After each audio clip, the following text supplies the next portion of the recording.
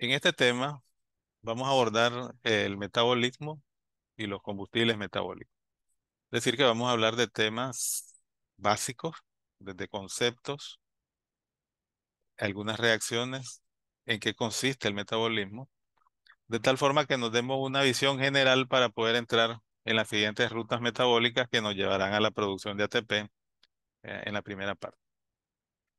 Aquí abordaremos desde el concepto de metabolismo, los tipos de metabolismo que hay. Estaríamos hablando de catabolismo, anabolismo, anfibolismo, el objetivo que tienen las macromoléculas de oxidarse para producir el ATP que nosotros necesitamos y la ruta de los combustibles, a manera general, que toman los combustibles desde que ingresan al organismo por vía oral, es decir, por vía digestiva, o bien procedente del metabolismo interno nuestro, que produce macromoléculas como proteínas, lípidos e hidratos de carbono, que van a ser importantes para el funcionamiento del organismo.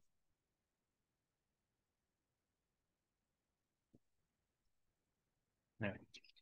Comenzamos valorando el concepto de metabolismo. Ya. Metabolismo es un conjunto de procesos biológicos, bioquímicos, químicos, que se establecen en el organismo con el objetivo de crear productos a partir de sustratos. Esos sustratos son importantes para las distintas funciones del organismo. Entonces se hace necesario que hablemos un poquito de lo que son los combustibles. Los combustibles son las macromoléculas, las biomoléculas, las moléculas que son indispensables para la vida del ser humano. En este caso estaríamos hablando de los hidratos de carbono, la grasa y las proteínas. Específicamente vamos a hablar de glucosa hoy. ¿Eh? Todas estas macromoléculas entran al organismo por vía digestiva, se absorben en el intestino y otra porcentaje de estas macromoléculas también se van a producir a nivel interno en nuestro organismo. Bien. ¿Qué pasa? Que estas macromoléculas se tienen que manejar según el periodo del metabolismo en que estemos. Si estamos en el postprandial, entendamos el postprandial como el estado metabólico inmediatamente posterior a la ingesta de los alimentos. Entonces, en este momento, el organismo tiene una misión y es llevar todos estos combustibles hacia la producción de ATP o al almacenamiento. ¿Eh? En este caso, cuando desayunamos, hacemos un buen desayuno que lleva hidratos de carbono, lleva lípidos, lleva proteína, inmediatamente bajo la acción de la insulina, que es la hormona reguladora por excelencia. La insulina se le dice hormona reguladora porque ella va a reducir los niveles de glicemia, de glucemia, o sea, el azúcar en sangre. Lo va a reducir a sus valores normales que establecen entre 60 y 100 miligramos por decilitro. Entonces, para ello, necesitamos producir ATP a través de las rutas que vamos a ver posteriormente. ¿Eh? A partir de que la glucosa entra al organismo, va a ser glucólisis, después va a ser ciclo de Krebs, cadena de transporte de electrones, fosforilación oxidativa y se produce nuestra moneda energética que es el ATP. ¿Eh? El adenosintrifosfato es importante para la función de la célula, todas las funciones, ¿ya? Desde el pensamiento hasta todas las funciones biomecánicas que nosotros realizamos, el movimiento, la reproducción, todas las funciones que tiene el organismo están bajo la dirección del ATP. Sin ATP no podemos existir, no podemos sobrevivir, ¿verdad? Entonces necesitamos el adenosintrifosfato. Si ustedes ven entonces los alimentos son degradados, son absorbidos en sus moléculas más sencillas y van a ir a producir ATP al final. El resto que no se utiliza para producir ATP se va a ir almacenado. Entonces, en este caso, la glucosa se almacena como glucógeno a nivel hepático y a nivel muscular. En el postprandial, entonces, solo lo vamos a almacenar en el ayuno vamos a ver que lo vamos a utilizar. Los lípidos, los lípidos se van a almacenar en forma de triacilglicerol en el tejido adiposo, y las proteínas que se degradan van a ir como aminoácidos a formar más proteínas, a cumplir funciones vitales como la albúmina y otro tipo de proteínas que son importantes en el funcionamiento del organismo. También, por efecto de la insulina, ahí se dan efectos sobre el crecimiento celular. O sea que la insulina tiene dos efectos. Al unirse a receptores, unos receptores especiales que se llaman de tirosinquinasa, va a tener efectos metabólicos directos y efectos sobre la reproducción, sobre el crecimiento celular. Por eso el ciclo celular es dependiente de insulina. Por eso los tumores que crecen mucho, sufren metástasis, necesitan mucho de la glucólisis, de la producción de ATP. Entonces la insulina provee de eso. Entonces la insulina es una hormona anabólica. Entonces entramos en otro término, ¿verdad? Anabolismo. ¿Qué es el anabolismo? Síntesis. A partir de moléculas sencillas, en el caso de la glucosa, por ejemplo, una molécula sencilla, vamos a producir una molécula compleja, que es el glucógeno, síntesis de glucógeno. Todo eso lo vamos a ir comprendiendo al suave, pero es importante que veamos que a partir de una molécula más pequeña podemos hacer una molécula más grande. Todos esos procesos de síntesis lo dirige la insulina, es la hormona anabólica por excelencia. Ojo que no es solo anabólica, también es catabólica porque a partir de la glucosa vamos a producir ATP vía respiración celular. De la glucosa se oxida y produce ATP. Eso es catabolismo. De una molécula de 6 carbonos vamos a obtener una de 3 y luego una de 2 y así sucesivamente. Se va degradando. Entonces decimos que la insulina es una hormona anabólica por excelencia, pero también es catabólica porque induce la glucólisis. La glucólisis. Azúcar, lisis ruptura. La ruptura de la glucosa para producir sustratos que luego se vuelven productos importantes en la respiración celular, o sea, en la producción de ATP. Ahora nos vamos al ayuno. En el ayuno, el paciente cena, pasa 8 horas, ese es el ayuno nocturno, pero el ayuno puede prolongarse. Puede pasar eh, hasta 48 horas y estamos hablando ya de ayuno prolongado. Ya más de 3 días el paciente entra en inanición. Entonces, en el ayuno normal de 8 horas, el organismo que está funcionando bien, estamos hablando que no es un paciente diabético, sino un paciente que está funcionando bien, todo su metabolismo se va a dirigir a la utilización de los almacenes porque no está entrando en este momento el combustible. Si estamos dormidos, necesitamos funcionar a un bajo nivel para mantener la respiración basal, para mantener la frecuencia cardíaca basal, etcétera. Entonces, ahora sí necesitamos de todo esto almacenes. El glucógeno que está formado en el hígado va a ser degradado a glucosa. Eso se llama glucogenólisis. Lisis del glucógeno, glucogenólisis. ¿Para qué? Para obtener glucosa, porque el objetivo fundamental del organismo en el ayuno es producir combustible. Y nuestro primer combustible por excelencia es la glucosa. Se almacenó los lípidos como triacilgliceroles o triacilglicéridos. Entonces vamos a romper esas moléculas de triacilglicéridos y vamos a obtener ácidos grasos y glicerol. Eso se llama lipólisis. Lipólisis, la degradación de los lípidos en forma de triacilgliceroles. Y las proteínas van a degradarse en forma de aminoácidos.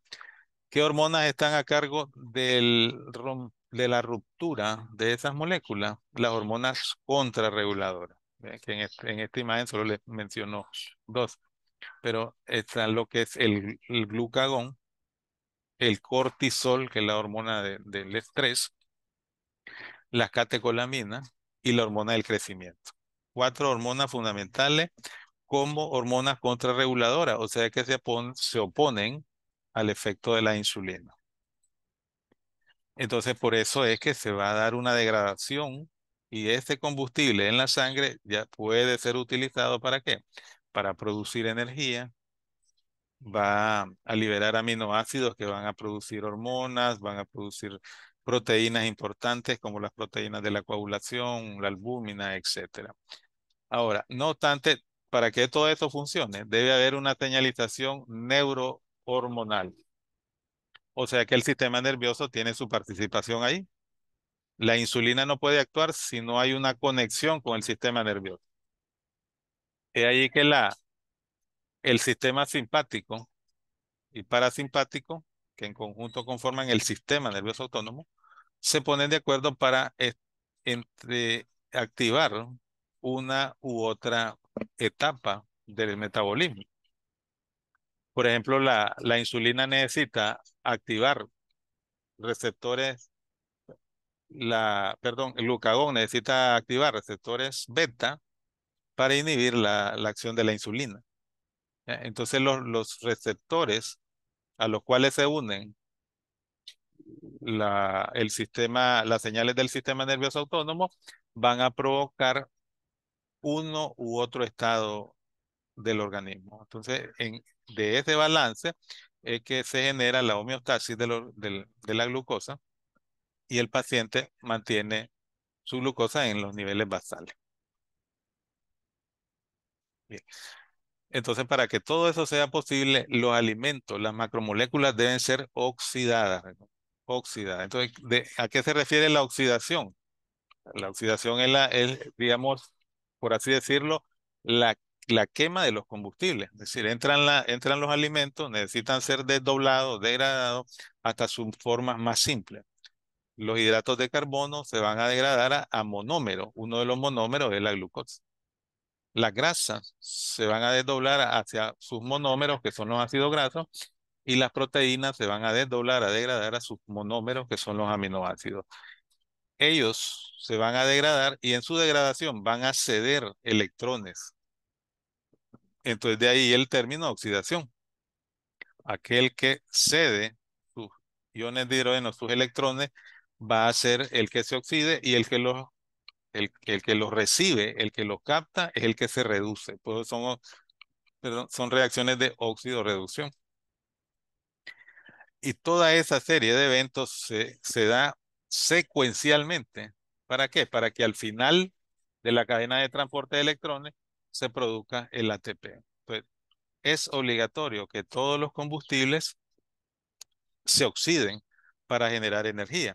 Entonces, todos estos combustibles, como los hidratos de carbono, los lípidos, son metabolizados mediante oxidación a dióxido de carbono. O sea que uno de los productos del ciclo de Krebs, aquí dice ciclo de ATC, de los ácidos tricarboxílicos, al oxidarse van a generar agua, van a generar ATP, pero van a generar CO2, que es importante para el metabolismo.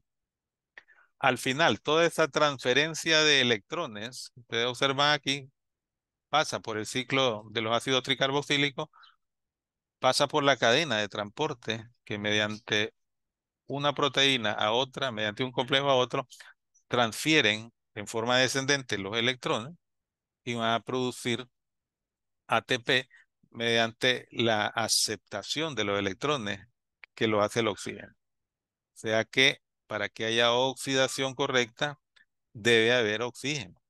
O sea que en situaciones de hipoxemia, cuando falta el oxígeno en el organismo, no se va a poder dar una buena respiración celular y el paciente va a entrar en hipoxia. Al faltar el oxígeno, faltan transporte de electrones, no va a haber suficiente ATP y el paciente sufre las consecuencias de eso en los diferentes grados, ¿verdad? Hasta la muerte, porque siempre vamos a necesitar el ATP para la función del organismo. Entonces eso conlleva a la formación de nuestra moneda energética, que es el ATP. Entonces, como decía, el metabolismo es el conjunto de reacciones bioquímicas fisiológicas, biológicas, químicas, que cubren las necesidades energéticas del organismo. En un momento se van a formar moléculas y y en otro momento se van a degradar moléculas. Entonces estamos hablando de dos procesos importantes de catabolismo y anabolismo. ¿Eh? Entonces vamos a llamarle a estos momentos del metabolismo las vías metabólicas de degradación. O sea que el catabolismo se entiende como una parte del metabolismo que degrada las sustancias complejas. ¿Y de qué sustancias complejas estamos hablando ahí? Todas las macromoléculas. ¿Ya? El glucógeno se degrada a glucosa, pero la glucosa de 6 carbonos se degrada a piruvato, que tiene 3 carbonos y así sucesivamente. Una molécula grande a una molécula compleja. En todo ese proceso se va a generar energía, va a haber transporte de electrones y el transporte de electrones lo hacen moléculas importantes como las coenzimas NAD, FAD, ¿verdad?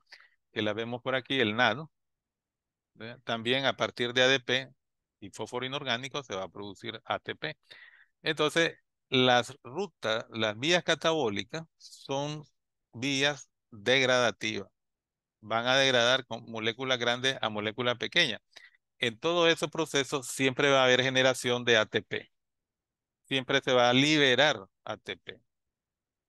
Mientras que las vías anabólicas son las reacciones restitutivas, es decir, van a restituir la molécula que se degradó a moléculas sencillas. Ahora, a partir de esas moléculas sencillas, vamos a restituir a sintetizar moléculas grandes, moléculas complejas. El mejor ejemplo es de glucógeno a glucosa y de glucosa otra vez a glucógeno, de proteínas a aminoácidos y de aminoácidos a proteínas nuevamente. Eso es el anabolismo. Dato interesante es que entonces a partir de las reacciones catabólicas es que se van a generar las reacciones anabólicas. ¿Por qué?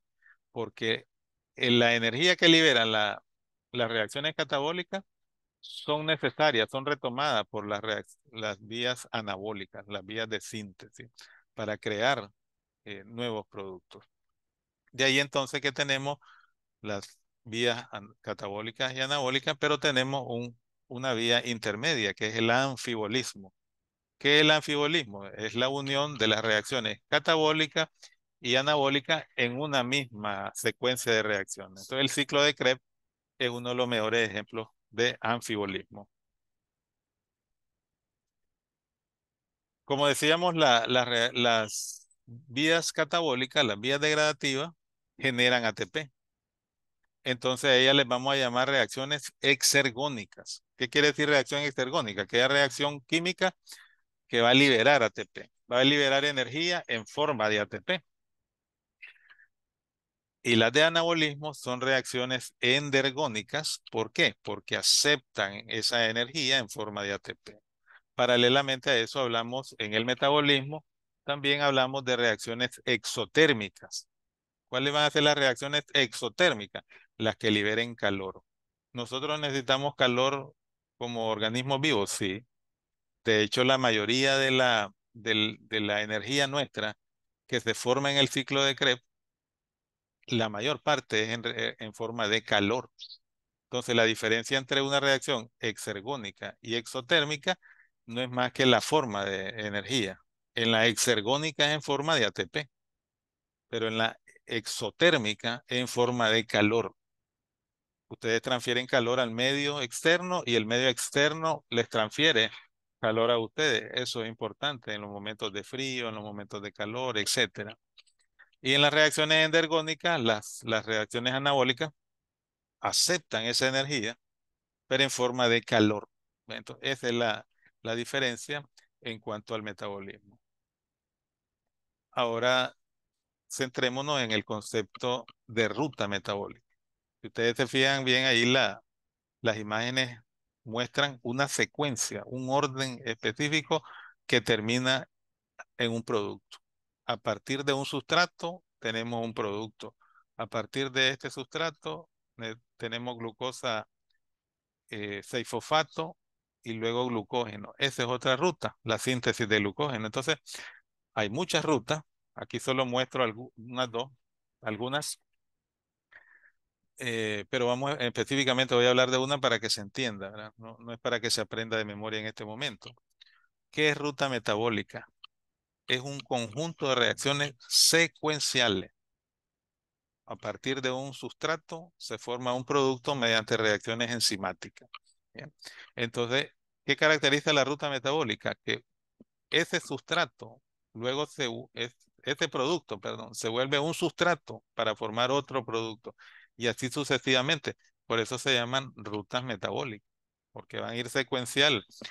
A partir de un sustrato se forma un producto, pero ese producto luego se vuelve a convertir en un sustrato para generar otro producto.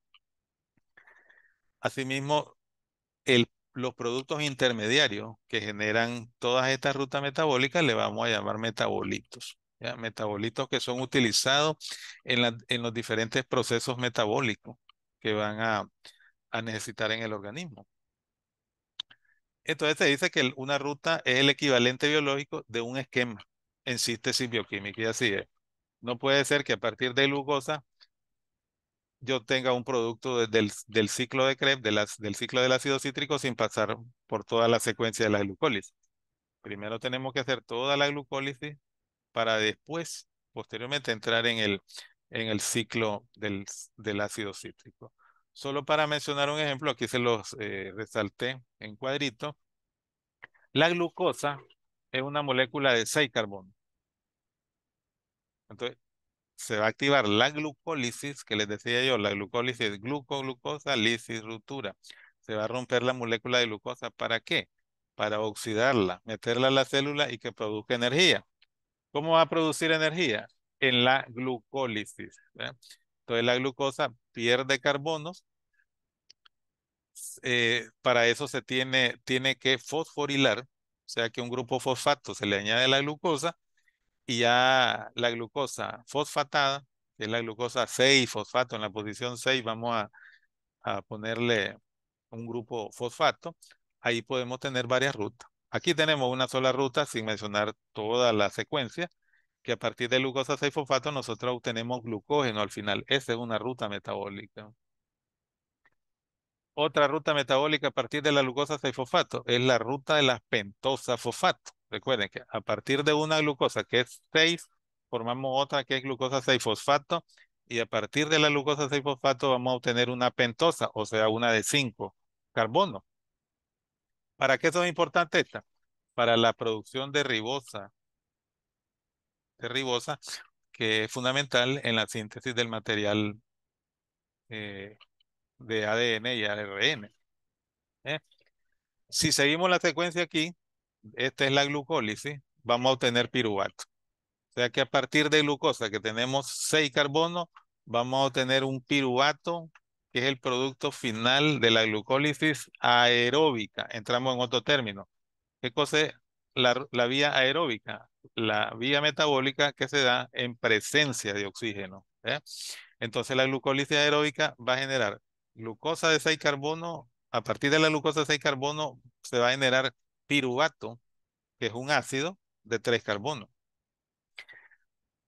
Entonces el producto final de la vía aeróbica es el piruvato. Pero si el paciente tiene poco oxígeno, está en estado de hipoxemia, cae en respiración anaeróbica, no puede seguir la secuencia de la respiración celular y produce lactato. Este paso de piruvato a lactato es otra ruta que la vamos a ver detenidamente después. Siempre en la vía secuencial de la respiración celular, a partir del piruvato vamos a obtener otra molécula más pequeña que es la acetil-CoA. El piruvato tiene 3 carbonos, se descarboxila. Acuérdense que la descarboxilación es quitarle un carbono a la molécula precedente. O sea que el piruvato de 3 carbonos pasa a 2 carbonos. Eso es importante en el metabolismo. Miren cómo sale en forma de CO2. ¿Por dónde va a salir ese CO2? Vía respiratoria, va a ir otra vez al ciclo de Krebs, va a ir a producir ácido carbónico, etcétera. Muchas funciones tiene el CO2. Entonces el CO2, el acetil-CoA, perdón, va a entrar a lo que es el ciclo de Krebs. En todas estas vueltas del ciclo de Krebs se va a producir CO2, agua, ATP y poder reductor. Hay algunas cosas que las voy a ir explicando después, por eso las paso rápido. ¿Qué cosa es el poder reductor? Son moléculas coenzimas que transportan electrones para producir ATP al final de la cadena de transporte de electrones y la fosforilación oxidativa. Igual pasa con lo que es el metabolismo de los lípidos, del ciclo de los ácidos tricarboxílicos. Decimos, el acetilco es importante para este ciclo, pero cuando haya exceso de acetil-CoA, cuando no necesitamos tanta energía, la acetil-CoA debe ser utilizada para otros fines. Y entonces ahí que a partir de acetil-CoA se puede dar la lipogénesis, la síntesis de lípidos. Y una vez que están formados los ácidos grasos, se pueden utilizar para diferentes fines, pero si se junta con el glicerol, se esterifica con el glicerol y forman triacilglicéridos. ¿Eh? Recuerden que esta es la forma de almacenamiento del lípido. Una vez que esté en ayuno, el paciente debe ser degradado, eso se llama lipólisis, y vuelve a generar ácido graso. Entonces, si ustedes ven parte de ácido graso y vuelve a los ácidos grasos, eso es una ruta metabólica en ambas vías. Y así sucesivamente todas, la de los cuerpos cetónicos, la del colesterol, tienen un orden secuencial. Bien, entonces como pudimos observar, las moléculas complejas, como la glucosa, los triacilgliceroles y las proteínas, van a ser degradadas vía catabolismo, o sea, vía degradación, para producir moléculas sencillas.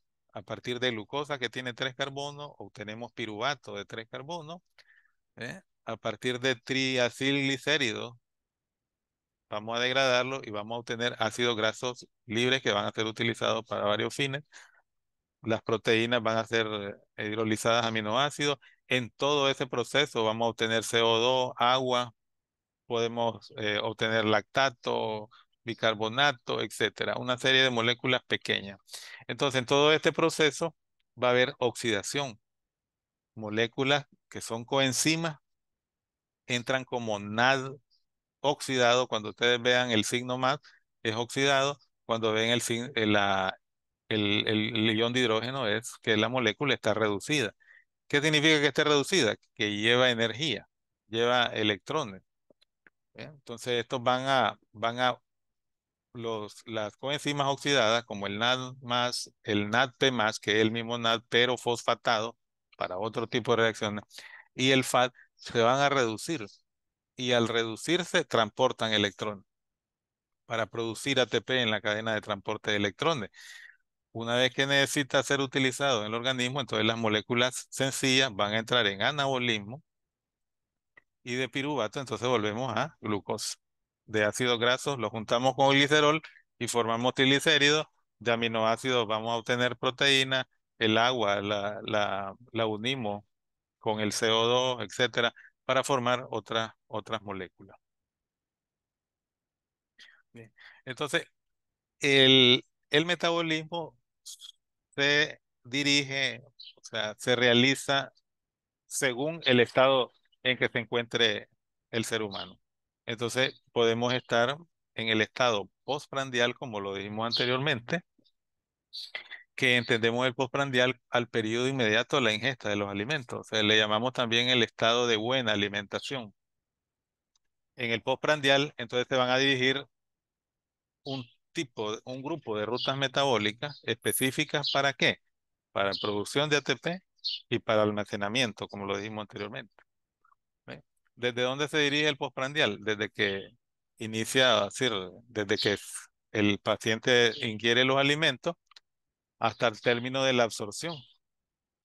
Recuerden que el vaciamiento gástrico se da 2 a 3 horas posterior a la ingesta de los alimentos. De ahí comienza a absorberse por el intestino hasta que son utilizadas pues las macromoléculas. Ese es el postprandial. En el ayuno es lo contrario. En el ayuno no estamos ingiriendo alimentos, entonces los combustibles tienen que salir desde adentro. ¿De dónde? De los almacenes. Entonces el ayuno se divide en ayuno nocturno, que es el ayuno que después que cenamos y luego nos acostamos al amanecer, estamos hablando de un ayuno de 8 horas. Pero si ya pasa más de 8 horas, 10, 12 horas, eh, 48 horas, estaríamos hablando ya de ayuno prolongado. ¿Ve? En el ayuno normal entran en acción las hormonas contrarreguladoras. ¿Por qué? Porque ahí, como está el nivel basal del metabolismo, entonces el glucagón, la hormona, las otras hormonas contrarreguladoras, las catecolaminas, etcétera, van a ejercer una influencia de tal manera que todas estas señalizaciones estimulen la degradación del glucógeno que tenemos almacenado y ahí se va a dar una glucogenólisis. Y paralelamente se va a activar la gluconeogénesis. ¿Qué es la gluconeogénesis? La síntesis de glucosa, nueva glucosa, a partir de sustratos no, que son diferentes de hidratos de carbono, ¿verdad? No glucosídicos.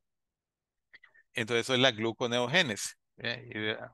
¿A partir de qué sustrato podemos hacer gluconeogénesis? A partir de piruvato, de lactato, de aminoácidos como la alanina, etcétera, y el glicerol. ¿Verdad?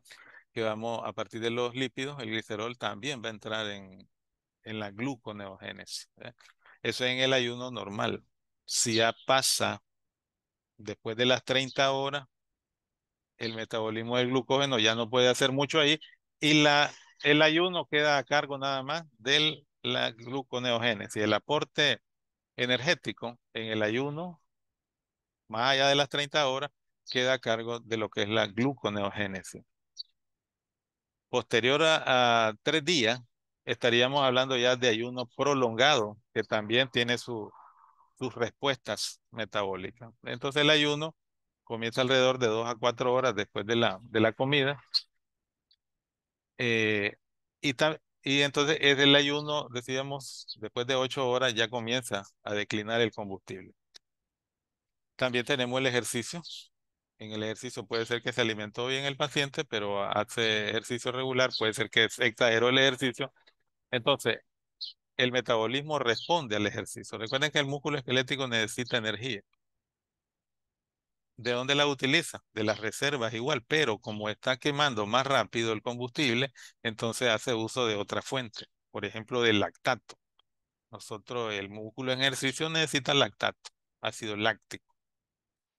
¿Que el exceso de ácido láctico es malo? Sí, pero es bueno, es fisiológico para el músculo cardíaco, para el músculo esquelético, para el cerebro, etcétera. Entonces, en el ejercicio hay una respuesta a ese extra de ATP que se necesita.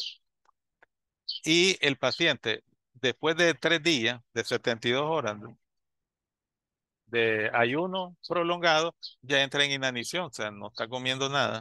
También ahí hay una respuesta. En cada estado metabólico el organismo responde. Si ya no responde a eso, es que surgen las consecuencias. Por ejemplo, en la inanición, lo más que se va a producir ahí es cuerpo cetónico. ¿Y lo que son los cuerpos cetónicos? Son ácidos orgánicos. Entre más ácido haya en el organismo, va a haber más acidosis, más concentración de hidrogeniones que no nos conviene. Entonces, en cada etapa, en cada estado del metabolismo hay una respuesta.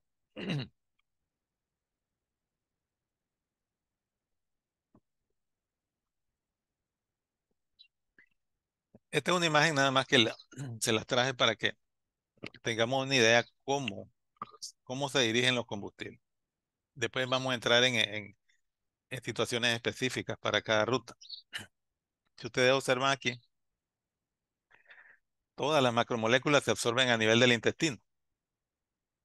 Y en el estado de postprandial, como venimos abordando desde el inicio, tiene que activarse la insulina. En el estado postprandial, el objetivo del organismo es producir energía a través de la glucólisis y almacenamiento, en forma de glucógeno y en forma de triglicéridos. Entonces ahí está, al estar aumentada la insulina y bajo el glucagón, está aumentada la actividad de síntesis, de anabolismo. Entonces, si ustedes llevan la secuencia, la glucosa va al ser absorbida, va a ir al hígado. En el hígado, la glucosa tiene que ser almacenada, pero previamente a eso tiene que ser utilizada para producir energía, ¿eh? ATP. Recuerden que la glucosa hace glucólisis, se descarboxila acetil-CoA, hace ciclo de Krebs y produce ATP, CO2 y agua. La glucosa, decíamos, necesita almacenarse en forma de glucógeno, porque estamos en el postprandial, no necesitamos más combustible, lo almacenamos. Pero también el acetil-CoA puede convertirse en ácido graso. ¿Por qué? Porque el exceso de glucosa tiene que ser almacenado. Aún así, el paciente hace un buen almuerzo, pero se toma un postre, ese postre ya es extra. Y el glucógeno no puede manejar ese extra.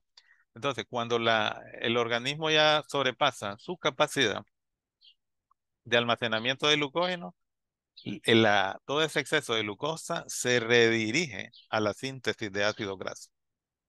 Por eso es que sale esa flechita del acetil-CoA. ¿Eh? Y entonces los ácidos grasos van a formar triglicéridos y los triglicéridos son transportados luego por lipoproteína. Eso significa la VLDL, Very Low Density Lipoprotein. Las lipoproteínas de muy baja densidad. ¿Ya? Ahora, si seguimos con la glucosa, esta glucosa que entró aquí, no entró al hígado, sino vía circulación, va a llegar al tejido adiposo también. Para eso necesita transportadores que vamos a hablar en las próximas sesiones. Pero entonces la glucosa,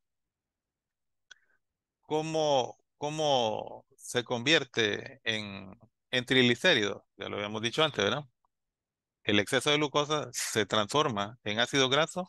Los ácidos grasos se unen a glicerol y forman triacilglicéridos, que es la forma de depósito del lípido de grasa en lípido. ¿Verdad? Ahora, si seguimos la secuencia, esa misma glucosa la necesita el músculo.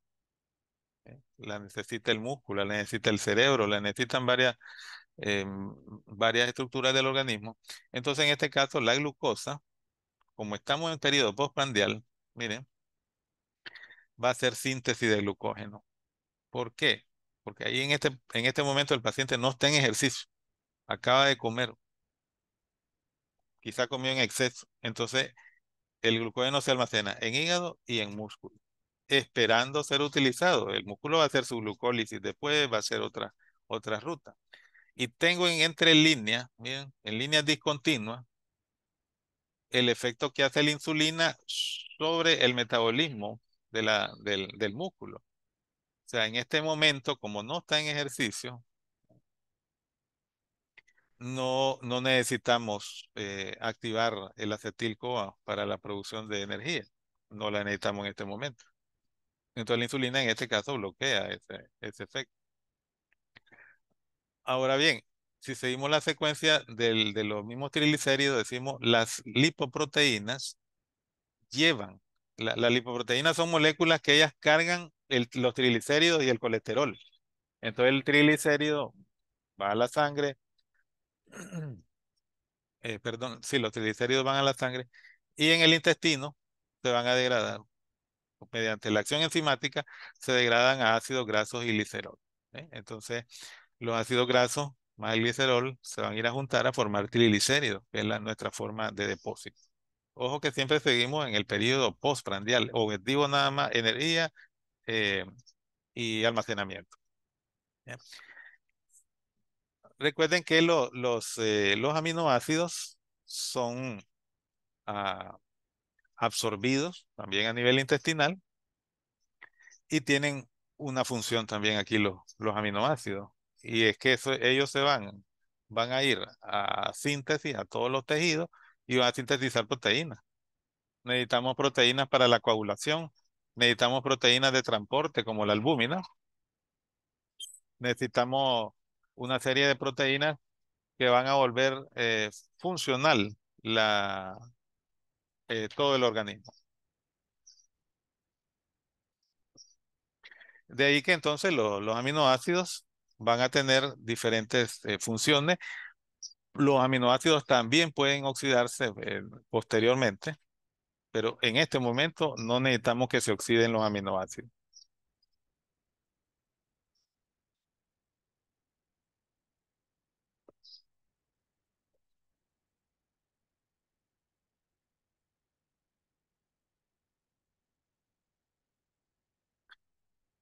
Bien.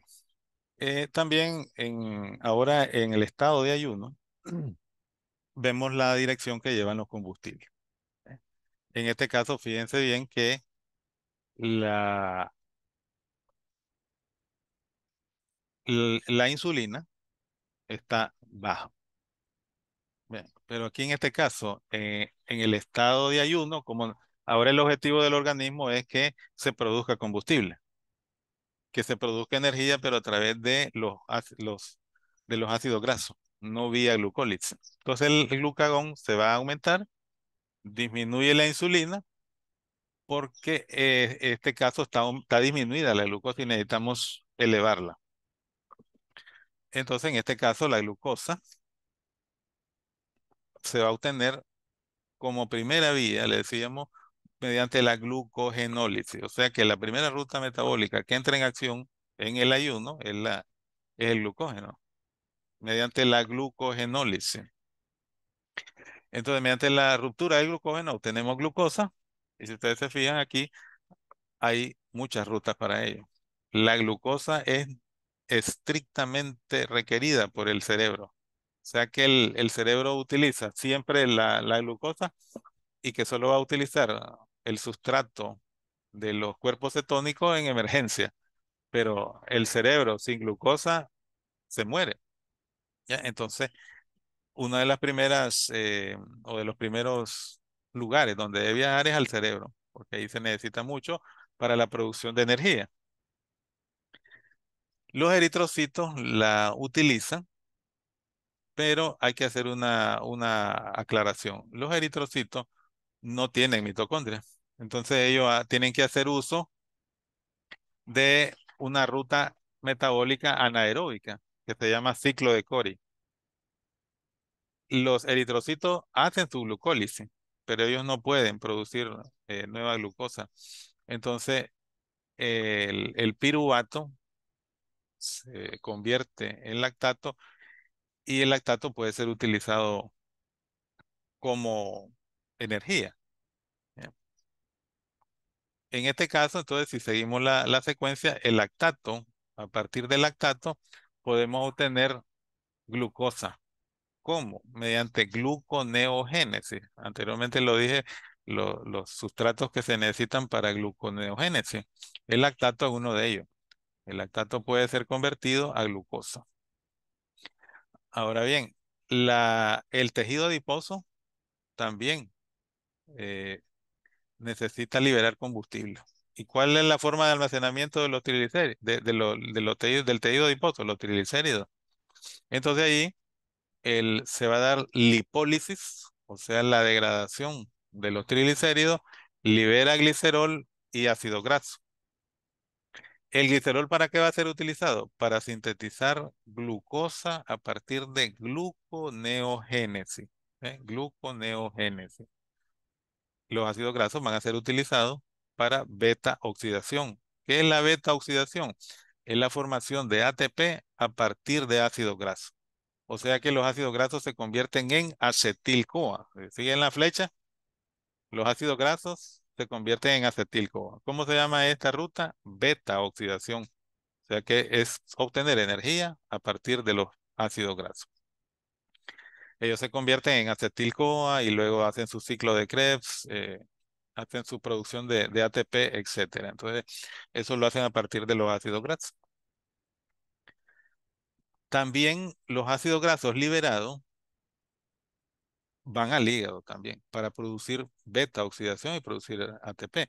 Pero primordialmente, a partir de acetil-CoA vamos a formar cuerpos cetónicos. Cuando ya utilizamos la mayor parte del combustible, necesitamos oxidar más la grasa, estamos hablando ya de más de 2 días, necesitamos oxidar la grasa, los lípidos, entonces tenemos que convertir el acetil-CoA a cuerpos cetónicos. Recuerden, hago la aclaración, los cuerpos cetónicos no son malos, son útiles. Lo utiliza el músculo cardíaco, esquelético, el cerebro, pero no de inicio. Estamos hablando ya en intermedio al final del metabolismo. En este caso, entonces, en el hígado sintetizamos cuerpos cetónicos que van a ser utilizados por el músculo. Estamos hablando de que un paciente hace ejercicio, necesita cuerpos cetónicos. Entonces, el hígado a partir de acetil-CoA forma cuerpos cetónicos que van a ser utilizados como un sustrato energético. ¿Ya? Ahora vamos con los aminoácidos. La proteína muscular va a aportar aminoácidos mediante proteólisis. Recuerden, la lisis de las proteínas. Entonces, los aminoácidos también pueden convertirse en glucosa. ¿Cómo lo hacen? Mediante un proceso que se llama transaminación. Transaminación. O sea que se traslada el grupo amino de un aminoácido a un ácido. Y luego se obtiene aminoácido más otro ácido. Es decir, se da una serie de conversiones que moviendo el grupo amino de alanina, en este caso, alanina es el aminoácido más glucogénico. Al moverle el grupo amino a la alanina, lo convertimos al final en glucosa mediante gluconeogénesis. ¿Verdad? La alanina es el aminoácido más glucogénico que entra en la ruta gluconeogénesis y se forma glucosa. Recuerden entonces que del metabolismo de las proteínas, o sea, específicamente del catabolismo de las proteínas, resultan los aminoácidos y el excedente debe liberarse en forma de urea. ¿Por qué?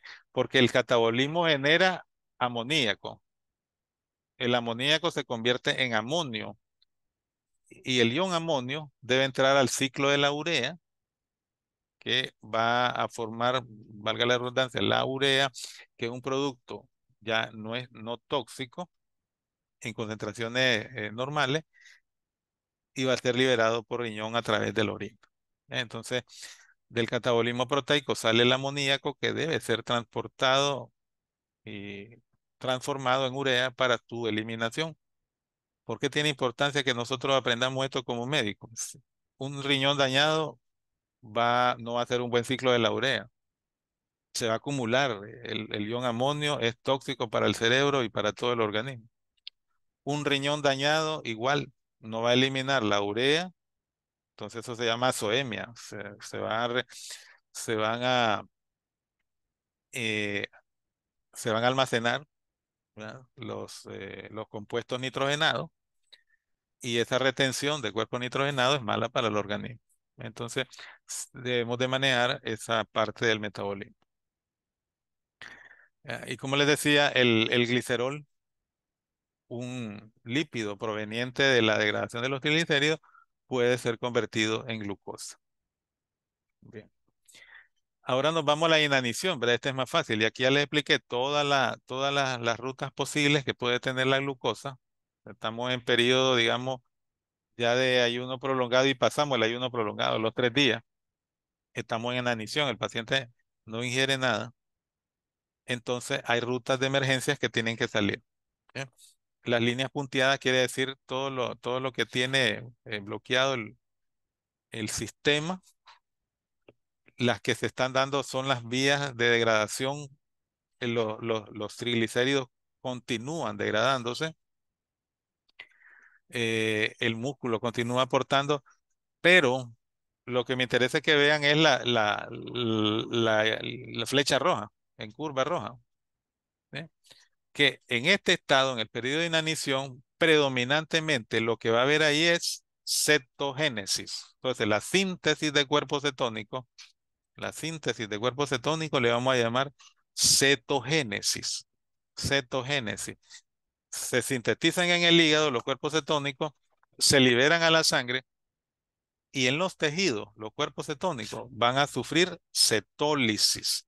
¿Qué es la cetólisis? La degradación de los cuerpos cetónicos. ¿Por qué? Porque a partir de los cuerpos cetónicos, como pueden ver al final de la flecha roja, obtenemos acetil-CoA. ¿Y para qué es el acetil-CoA? Para que entre el ciclo de Krebs y produzca energía. Ese es el objetivo de los cuerpos cetónicos en el periodo de inanición. O sea que si le suplimos de cuerpos cetónicos al cerebro, toda esta glucosa que todavía se está produciendo a partir de los lípidos, se ahorra, se ahorra. Y entonces va a usar cuerpos cetónicos. ¿Por qué? Porque si nosotros utilizáramos toda la glucosa eh, por el cerebro, toda la glucosa que tiene el cerebro, va a llegar un momento en que se va a quedar sin glucosa. Y una hipoglucorraquia se llama la disminución de la glucosa en el cerebro, es mortal. Ya por debajo de 30 miligramos por decilitro, la glucosa es mortal. Entonces, por eso el organismo dispone de los cuerpos cetónicos para que ahorre glucosa el cerebro y no se quede sin glucosa. Bien, entonces como ya observamos, el metabolismo se divide en rutas catabólicas, anabólicas y el anfibolismo. Dentro del catabolismo, las rutas que vamos a ver posteriormente, la glucólisis. Recuerden la glucólisis, glucosa, lisis, ruptura. Ruptura de una molécula de 6 carbonos para producir una molécula de 3 carbonos que es el piruvato. Luego el piruvato se descarboxila a acetil-CoA. A eso le vamos a llamar descarboxilación oxidativa del piruvato. O sea que el piruvato que tiene 3 carbonos hace una descarboxilación oxidativa, o sea que en presencia de oxígeno se le quita un carbono en forma de CO2 y se convierte en dos. ¿Cuáles son esos dos carbonos? Acetil-CoA. Acetil-CoA que es importante para hacer ciclo de Krebs. Ciclo de Krebs, producir agua, CO2, em, poder reductor en forma de NAD, H y FADH. Entonces eso es posible luego después de la descarboxilación oxidativa del piruvato. También en el catabolismo entra lo que es la lipólisis. Recuerden que el ácido graso y glicerol se unen para formar triacilgliceroles.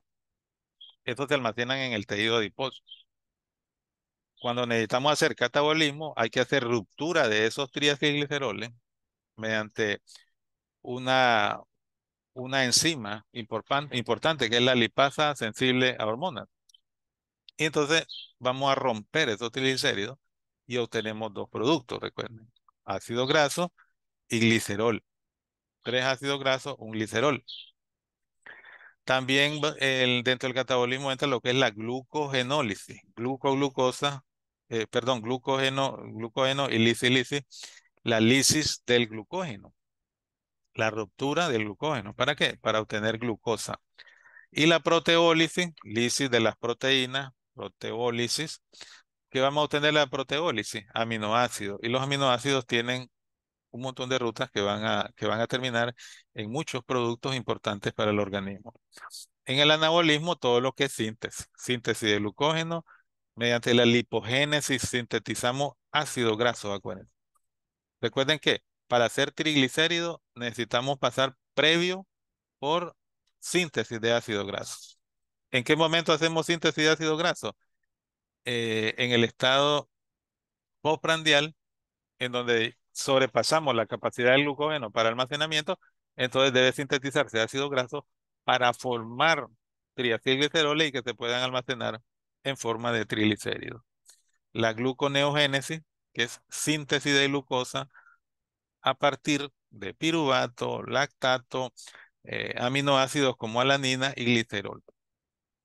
Y luego la síntesis de proteínas que son importantes siempre.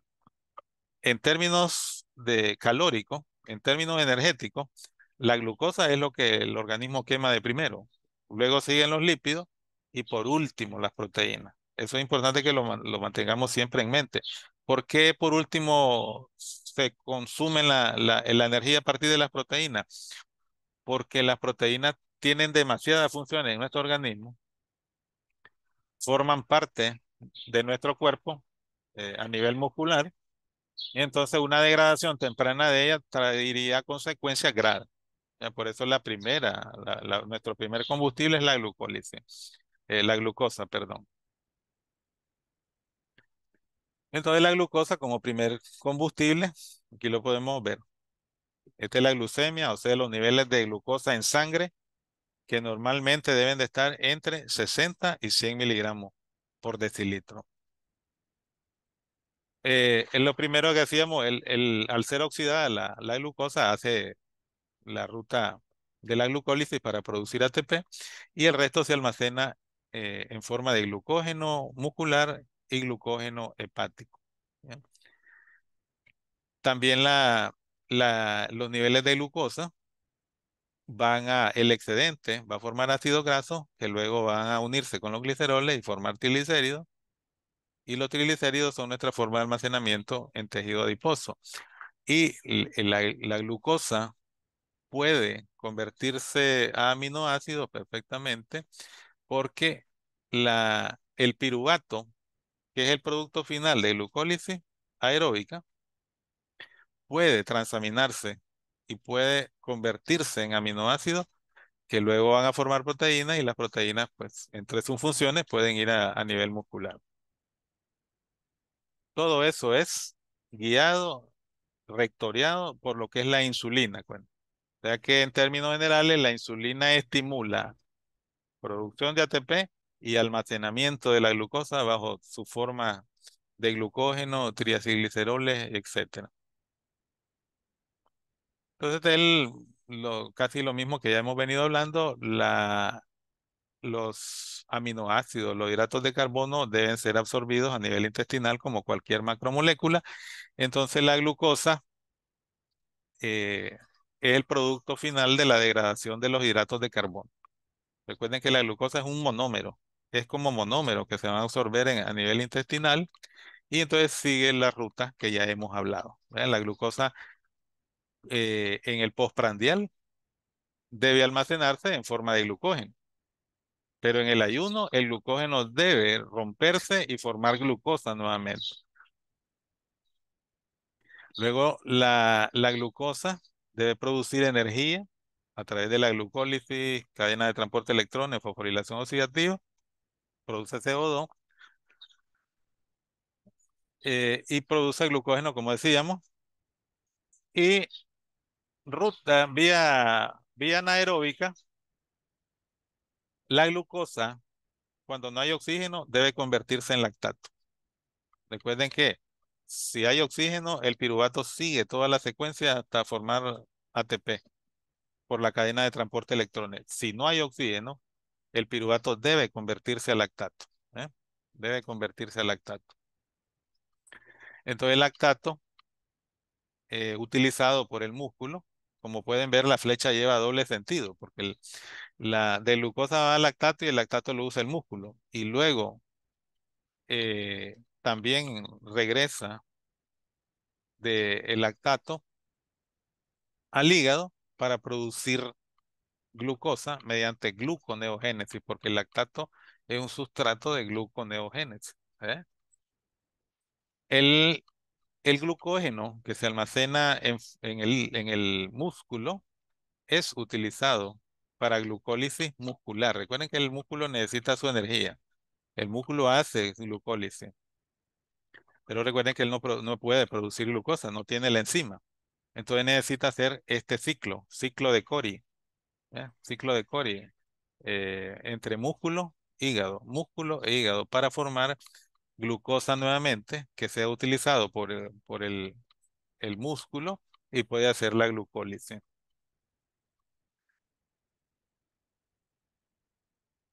También la glucosa, decíamos, vía de glucogenólisis, la necesita el músculo, pero también la necesita el eritrocito. ¿Ve? Entonces, si ustedes se fijan, aquí está lo que es el ciclo de Cori. ¿Qué es el ciclo de Cori? Es la ruta metabólica que hacen uso los tejidos que no tienen mitocondria. Eritrocito, músculo, riñón. ¿Verdad? Van a hacer ciclo de Cori, o sea que siempre van a producir lactato para su funcionamiento. Pero recuerden que el lactato en su momento puede volver a producir glucosa y la glucosa ser utilizada. Ahora vamos con las proteínas. Las proteínas, ¿cómo van a ser absorbidas? En forma de aminoácidos. Entonces los aminoácidos también tienen su destino. Los aminoácidos en el hígado se juntan en enlaces peptídicos y forman proteínas. Y las proteínas son importantes para muchas funciones. Proteínas contráctiles, proteínas de membrana, proteínas de la coagulación, proteínas de transporte como la albúmina, un sinnúmero de funciones como proteínas. También los aminoácidos van a ser utilizados como material energético para el músculo. Recuerden que los aminoácidos se oxidan. Y luego los aminoácidos hacen un ciclo glucosa-alanina, se llama, glucosa-alanina. ¿Qué quiere decir eso? Que, por ejemplo, en ejercicio, el músculo libera alanina. ¿Para qué? Para que sea utilizado en la formación de glucosa. Les decía antes, la alanina es un aminoácido, puede convertirse a glucosa mediante transaminación. ¿Qué es lo que necesita producirse a partir de alanina? Piruvato. ¿Ya? De alanina obtenemos piruvato, luego formamos glucosa y la glucosa puede ser utilizada.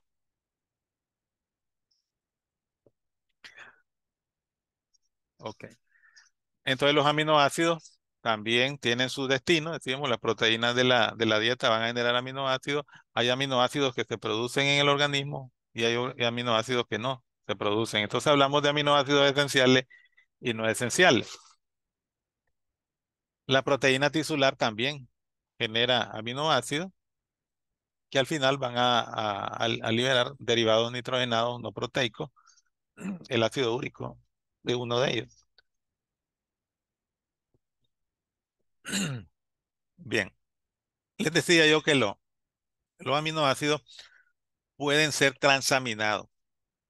Pueden ser transaminados. Ellos pueden convertirse en glucosa mediante transaminación, trasladar el grupo amino hacia otro compuesto, de un aminoácido a un ácido, y generamos glucosa. Pero por transaminación, en el caso del glutamato, se transfiere el grupo amino, el glutamato se convierte en otro aminoácido que se llama glutamina, que va a llevar el guión amonio hasta el ciclo de la urea para ser eliminado.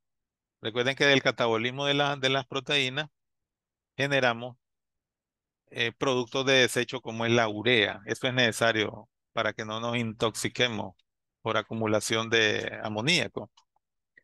También por contaminación los aminoácidos van a generar acetil-CoA. Recuerden que al igual que la glucosa, que los lípidos, o sea, los ácidos grasos, los aminoácidos también pueden generar acetil-CoA para producir energía a través del ciclo de Krebs. Y por último, hay aminoácidos que son cetogénicos, que no necesitan pasar por otro proceso más que reacciones enzimáticas que van a generar cuerpos cetónicos que son necesarios en el organismo. Las grasas también tienen su metabolismo, entran por la dieta, se absorben a nivel intestinal y como ya habíamos explicado antes, el glicerol y los ácidos grasos se juntan para formar triglicéridos. Resulta que ellos tienen que ser empaquetados por unas lipoproteínas que se llaman kilomicrones, que vía linfática lo llevan como lipoproteínas cargando esos triglicéridos y los van a llevar hacia el tejido adiposo. ¿Qué es lo que pasa? Que ahí los kilomicrones tienen que ser degradados y los triglicéridos deben de ser degradados para su función, porque recuerden que la lipoproteína lipasa, la que degrada lípidos, la lipoproteína lipasa es una lipasa sensible a hormona que va a lograr lo que es la degradación de los triglicéridos en ácido graso y glicerol. Bien. También se puede dar la esterificación de los ácidos grasos con el glicerol para su almacenamiento.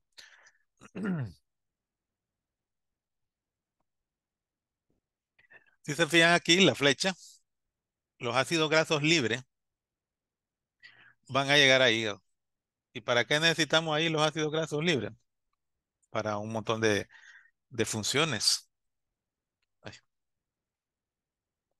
¿ve? Entonces ahí lo que son los ácidos grasos, decíamos, se pueden esterificar, pueden producir degradación, o sea, o se forman triglicéridos o se degradan ácidos grasos y glicerol para sus funciones. A partir de los ácidos grasos puede haber oxidación, o sea que puede hacerse beta oxidación, acuérdense, producción de ATP. Y también a partir de los ácidos grasos, que ya es en el ayuno prolongado, inanición, vamos a formar cuerpos cetónicos. También en el ejercicio producimos cuerpos cetónicos para que el músculo lo tome como energía y pueda producir su ATP. Y también los ácidos grasos viajan hacia el músculo también para esterificarse y en su momento para degradarse, también para producir energía. Entonces, si ya entendimos qué es metabolismo, qué es ruta metabólica, entonces podemos clasificar las rutas metabólicas. Tenemos rutas productoras de energía, como la glucólisis, el ciclo de Krebs, la cadena de transporte electrón y la fosforilación oxidativa. Todo esto constituye la respiración celular para producir nuestra moneda energética, que es el ATP. Hay rutas de almacenamiento, que es la síntesis de glucógeno, la lipogénesis. Recuerden que la lipogénesis es la síntesis de ácido graso. Los ácidos grasos como tal no pueden ser almacenados. Hay que juntarlo con el glicerol para almacenarse en forma de triglicéridos. La síntesis de proteínas es una ruta de almacenamiento. O sea, lo tomamos como un almacenamiento, entre comillas, porque no puede ser tomado así por así el aminoácido del músculo. La degradación, la proteólisis tiene sus consecuencias. Por eso se le dice que es una ruta de almacenamiento, pero más que todo él tiene función estructural en ese momento. Hay rutas de emergencia. Cuando no hay azúcar en el organismo o hay poca azúcar en la sangre, entonces se va a degradar el glucógeno, glucogenólisis. A la par, casi paralelo, debe activarse la gluconeogénesis, glucoglucosa, neo-nuevo, génesis, síntesis. Síntesis de nueva glucosa a partir de sustratos no glucosídicos. Lipólisis, tiene que degradarse los triacilgliceroles para generar ácido graso, que van a generar energía, y glicerol, que va a ir a producir, vía gluconeogénesis, va a producir glucosa. Cetogénesis, la síntesis de cuerpo cetónico. Proteólisis, eh, cet- cetogénesis, acuérdense que después va a producir cetólisis. La proteólisis, que ya dijimos, la degradación de las proteínas, y la beta oxidación. ¿Qué es la beta oxidación? Es la producción de ATP a partir de ácidos grasos. Los ácidos grasos acuérdense que la acetil-CoA son dos carbonos, entonces los ácidos grasos se van a ir degradando de dos carbonos en dos carbonos y van a generar tantas acetil-CoA para producir energía. Rutas regenerativas, la síntesis de proteínas. Un paciente quemado, en una herida, en cualquier situación en donde haya un estrés, va a haber una síntesis de proteínas, la síntesis de fosfolípidos, muy importante, los fosfolípidos para las membranas, para el sistema nervioso, la síntesis de ácidos nucleicos a través de la ruta de las pentosas, y las rutas de eliminación se eliminan xenobióticos. Recuerden, xenobiótico es todo producto que entra al organismo o bien se libera del organismo, pero que son tóxicos para nosotros. Son ajenos a nosotros y puede ser dañino. En el caso de la urea, es un xenobiótico, pero un pesticida, un plaguicida, es un xenobiótico. Es algo que se produce, entra al organismo, se produce, pero que debe ser eliminado. Ese es un xenobiótico. Entonces le entra la urea, el ácido úrico, y el colesterol como ruta de eliminación. El colesterol se elimina vía biliar.